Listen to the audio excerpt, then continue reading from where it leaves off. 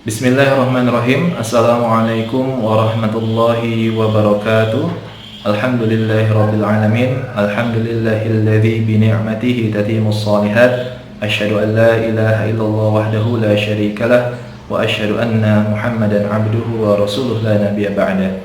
Allahumma shalli ala Muhammad wa ala alihi wa sahbihi ajma'in. Ya muqallibal qulub, tsabbit qalbi ala dinik. Keluarga Muslim Indonesia yang dirahmati Allah Subhanahu wa taala, apa kabar Anda pada hari ini? Alhamdulillah kita dapat terus dalam keadaan sehat walafiat, dan tepat pada hari ini Jumat kita sudah memasuki hari ke-7 Ramadan tahun 1441 Hijriah, yang mana artinya sudah sepekan lamanya kita melaksanakan ibadah puasa di bulan Ramadan kali ini. Tentunya saya memohon dan juga bermunajat kepada Allah Subhanahu wa taala agar semoga seluruh amal ibadah yang sudah kita lakukan di bulan Ramadan kali ini benar-benar dapat diterima dan diridhoi oleh Allah Subhanahu wa taala. Amin ya rabbal alamin. Keluarga Muslim Indonesia yang dimuliakan Allah Subhanahu wa taala, saat ini waktu menunjukkan pukul 16.15 atau jam 4:15 di sore hari pada hari Jumat.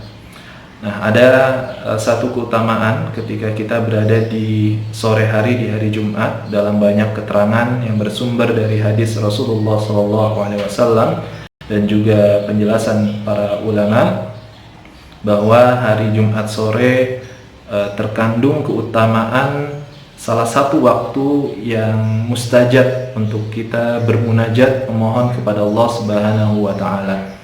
Makanya tadi saya di awal menyampaikan doa permohonan kepada Allah Subhanahu wa taala agar semoga doa-doa kita di Jumat sore ini dapat diterima oleh Allah Subhanahu wa taala. Nah, kemudian di episode sebelum-sebelumnya saya sudah menyampaikan juga tentang tujuan Ramadan. Nah, bagaimana keluarga Muslim Indonesia, apakah sudah membuat target-target Ramadan apa saja yang ingin dicapai? Ya, segera tentukan dan selamat berikhtiar untuk mencapai targetan-targetan tersebut. Kemudian di episode sebelumnya juga saya sudah membahas tentang bulan Ramadan sebagai momentum untuk kita dapat menghidupkan sunnah-sunnah yang barangkali di bulan-bulan lainnya kita sering terlewatkan. Nah, mumpung kita berada di sore hari, ya, ada salah satu target saya pribadi ini, dan juga mungkin ada di antara keluarga Muslim Indonesia yang menjadikan ini sebagai target pribadinya, dan juga barangkali sebagai salah satu upaya untuk bisa menghidupkan sunnah.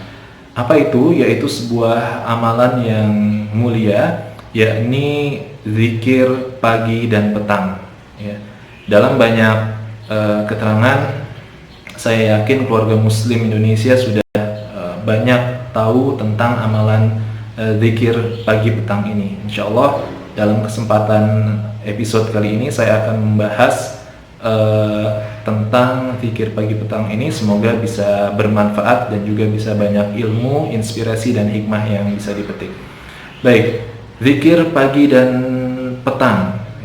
Secara umum ada sebuah landasan yang berdasar dari kitabullah Al-Quran yang merupakan firman Allah Subhanahu wa taala tentang dalil dianjurkannya kita untuk melaksanakan zikir pagi petang.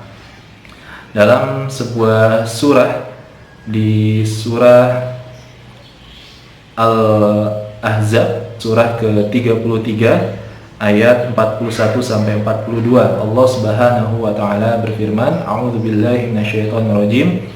Ya ayyuhalladzina amanu dzkurullaha dzikran katsira wasabbihuhu bukratan wa asila. Yang artinya, wahai orang-orang yang beriman, ingatlah kepada Allah dengan mengingat namanya sebanyak-banyaknya dan bertasbihlah kepadanya pada waktu pagi dan petang. Ya, petang di sini bisa diartikan juga kalau dalam kaidah bahasa Indonesia ya sore menjelang waktu maghrib, itu biasanya diistilahkan dengan kata petang ini.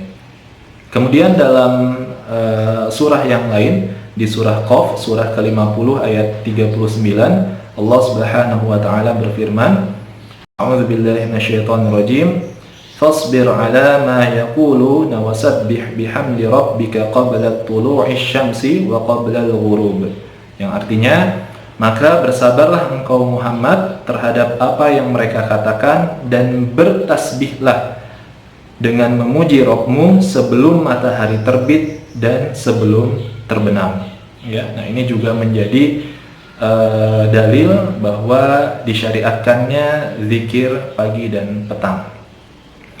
Waktu pagi dan petang memang waktu di mana terjadi sebuah peralihan. Jika di pagi hari, peralihan dari malam menuju siang ditandai dengan naiknya matahari di sana. Sedangkan waktu sore, waktu petang merupakan peralihan dari kondisi yang terang benderang siang hari menuju ke sebuah kondisi yang gelap, yaitu malam hari.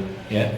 Nah, dalam terjadinya proses ini, Allah Subhanahu wa taala memberikan sinyal kepada kita semuanya untuk bertasbih, memuji Allah Subhanahu wa taala, karena hanya Allah lah yang mampu untuk menggerakkan bulan berganti dengan bintang, malam berganti dengan siang, ya.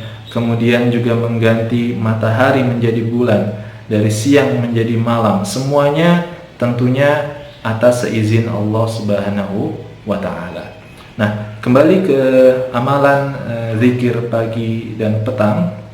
Ini juga bisa menjadi salah satu upaya kita untuk menghidupkan sunnah.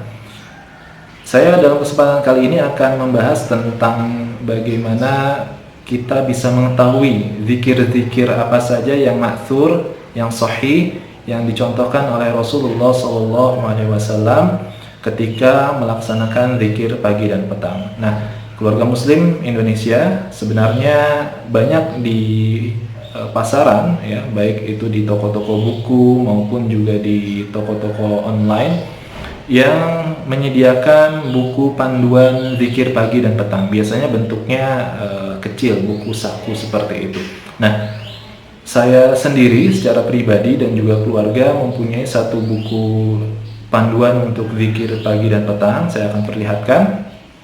Nah, ini buku zikir pagi petang yang saya dan juga keluarga biasanya baca sebagai rujukannya, yaitu Zikir Pagi Petang karangan Ustadz Yazid bin Abdul Qadir Jawas, semoga Allah merahmati beliau, dan terbitan Pustaka Imam Syafi'i. Harganya tidak mahal. Seingat saya waktu itu beli sekitar 12 atau 15 ribu rupiah saja, dan ukurannya memang kecil, jadi mudah juga disimpan di saku dan bisa dibawa juga ketika dalam keadaan bersafar atau perjalanan.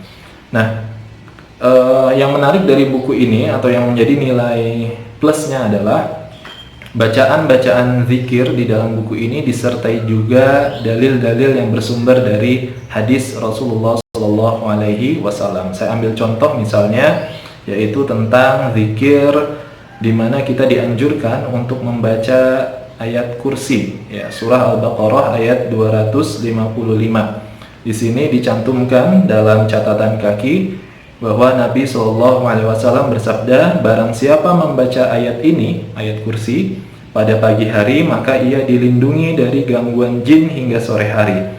Dan barang siapa membacanya pada sore hari, maka ia dilindungi dari gangguan jin hingga pagi hari. Hadis riwayat Al-Hakim dan sanadnya sahih. Nah, jadi bacaan-bacaannya dilengkapi dengan dalil-dalil seperti itu. Jadi kita semakin yakin bahwa apa yang kita zikirkan ini, yang kita lafalkan ini memang benar-benar dicontohkan oleh Rasulullah SAW. Atau misalnya contoh yang lain, bacaan zikir Bismillahilladzi la yadurru ma'asmihi syai'un fil ardi wala fis sama'i wa huwas sami'ul alim, yang artinya dengan menyebut nama Allah yang dengan namanya tidak ada sesuatu pun yang dapat membahayakan baik yang di bumi maupun di langit, dialah yang maha mendengar dan yang maha mengetahui. Ya, dibaca 3 kali pada saat pagi dan sore. Ini dalilnya. Rasulullah SAW bersabda, barang siapa membaca zikir tadi sebanyak 3 kali pada pagi dan sore hari, maka tidak ada sesuatu pun yang akan membahayakan dirinya. Hadis riwayat Tirmidzi, Ahmad, dan Abu Dawud serta Ibnu Majah dengan derajat hadisnya hasan sahih ya. Nah, alhamdulillah, jadi buku ini sangat membantu bagi saya dan juga keluarga untuk melaksanakan zikir pagi dan petang, dan alhamdulillah jika kita merutinkan zikir pagi dan petang ini secara otomatis zikir-zikir tersebut pun dapat tertanam di pikiran kita, sehingga jika kita tidak perlu bergantung seperti itu terhadap buku ini, kita bisa melafalkannya sendiri dari zikir-zikir yang memang rutin kita hafalkan ya. Nah, insya Allah ini bisa menjadi suatu upaya langkah yang baik bagi kita untuk mengisi waktu-waktu di bulan Ramadan ini dengan amalan-amalan yang dapat mendekatkan diri kita kepada Allah Subhanahu wa taala, di antaranya yaitu dengan melafalkan zikir pagi dan petang. Semoga Allah Subhanahu wa taala memberikan kita keistiqomahan untuk dapat memulai zikir pagi dan petang ini dan juga merutinkannya seperti itu, yang menjadi catatan kebaikan kita kelak di yaumil akhir nanti.